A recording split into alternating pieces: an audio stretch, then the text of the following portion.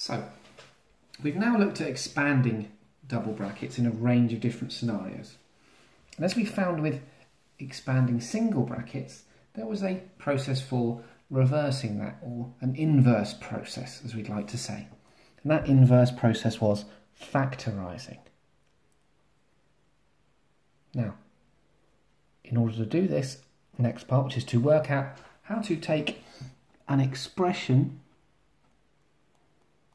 like this and work out how to factorise it, we need to first learn a few terms. So, you can see here two expressions. This one, which you've seen many times before, is a linear expression. The reason for that is, if you were to graph y equals to this, you would get a straight line. Now this one here is called a quadratic expression.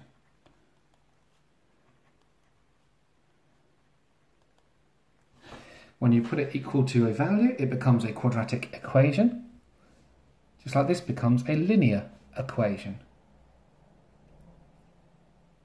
Now,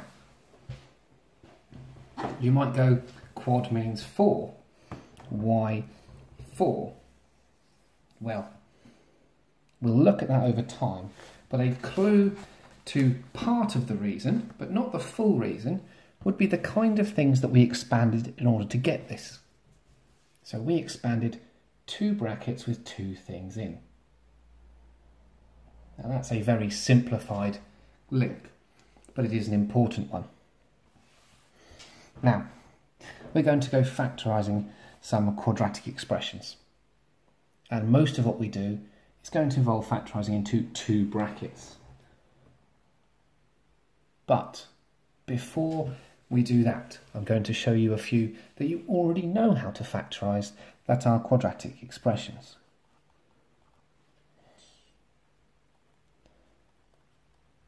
This is a quadratic expression. This does not require two brackets in order for you to factorise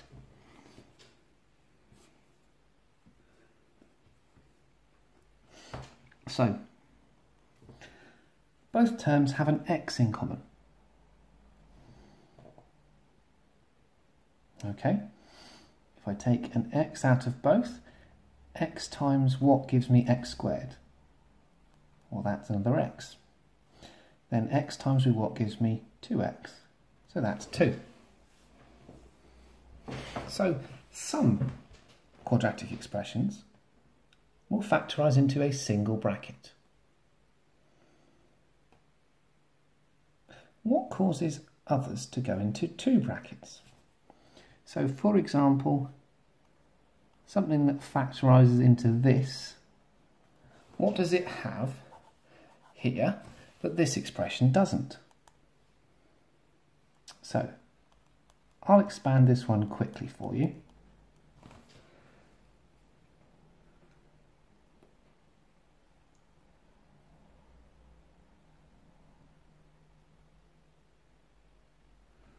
Now, if we had just those two terms, it would factorise into a single bracket, just like the one above. If I had just those two terms, it would factorise into a single bracket, like above. If it had those two terms,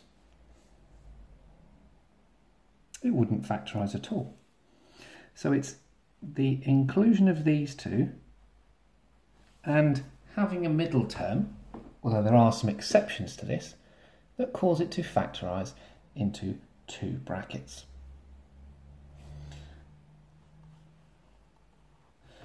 Now,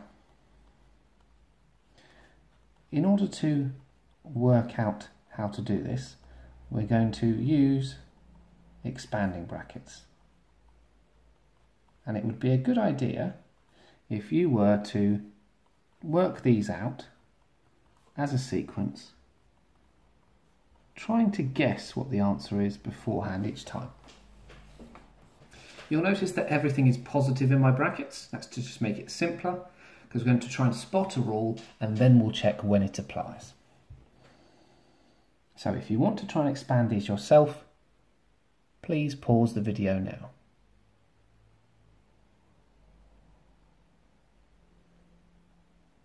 Okay, so here are the answers. And then we're going to look for some things in common, and we're going to look for a pattern. And hopefully, through doing all of these, we'll be able to see some links, and we'll be able to see how it's worked. Feel free to work these out and check that I'm correct. I can assure you they are.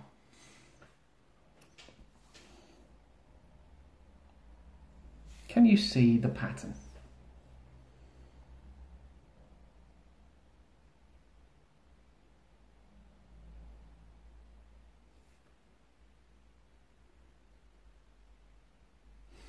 Look at 3 places. Look here and look for a pattern with what's in the brackets. Then look here. And then look here.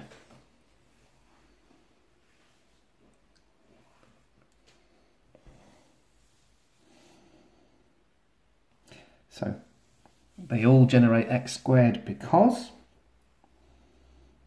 they all have x at the start of both brackets. How do they generate or create this middle term?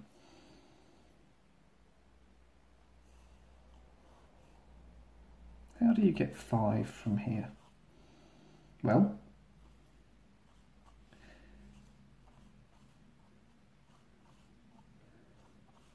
can you see? The 2 numbers at the end of the brackets, when you add them, that tells you how many x's you're going to have.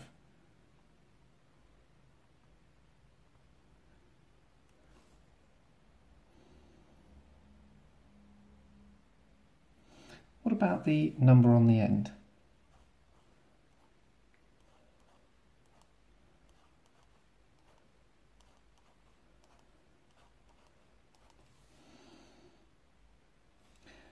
Okay, well done if you spotted it. That is, you multiply the numbers. So from this, we should now have a rule we can use to factorise something into brackets. And now we need to test that rule.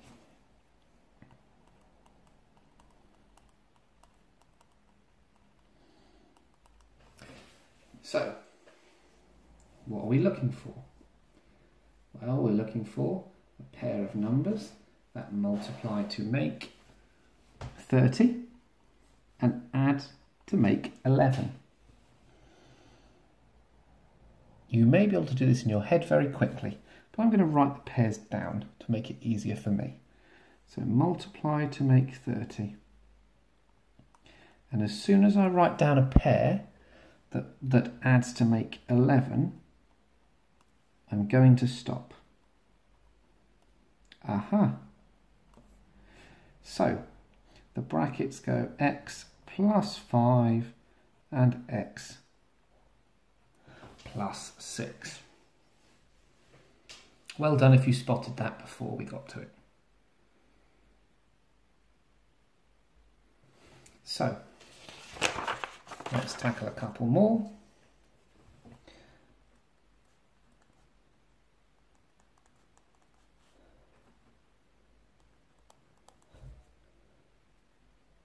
So they multiply to make 24, but they're looking to add to make 11.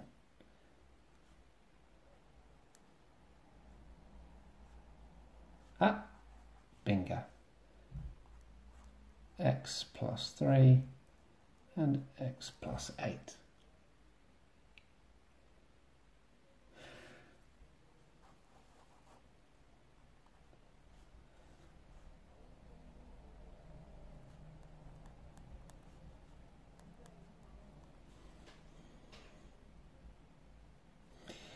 Okay, 4 is 1 and 4, and 2 and 2. Aha, interesting. the same thing twice. How could I write this neater?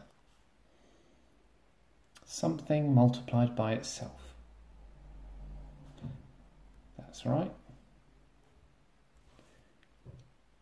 Well done.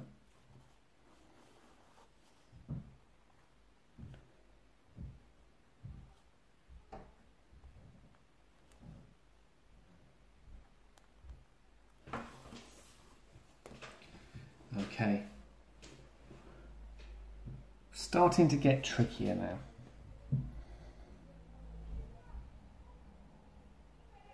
So, the two numbers multiply to make minus 12. So that's 1 and minus 12. That's 2 and minus 6. That's 3 and minus 4. That's 4 and minus 3. That's 6 and minus 2, and 12 and minus 1. And you'll notice a bit of a pattern here that emerges.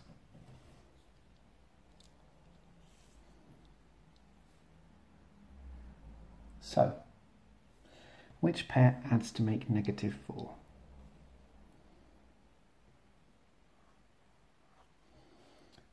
So it's x plus 2 and x minus 6.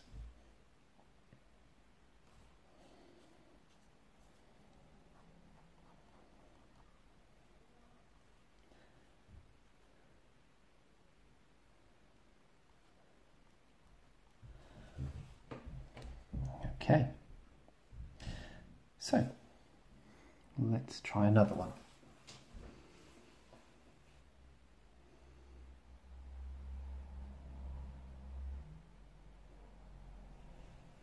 They multiply to make plus 4, but look at what they add to make. So my pair of numbers that come to mind for 4, none of those are going to make minus 5. I'm a bit stuck here. Well, there's also these two pairs, because a negative multiplied by a negative also makes a positive 4. And here I can see the pair that multiply together to make it so.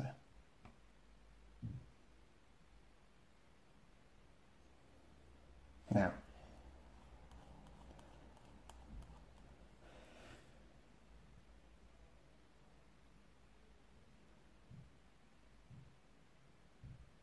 I think we're going to stop there after one more example actually. Here we go.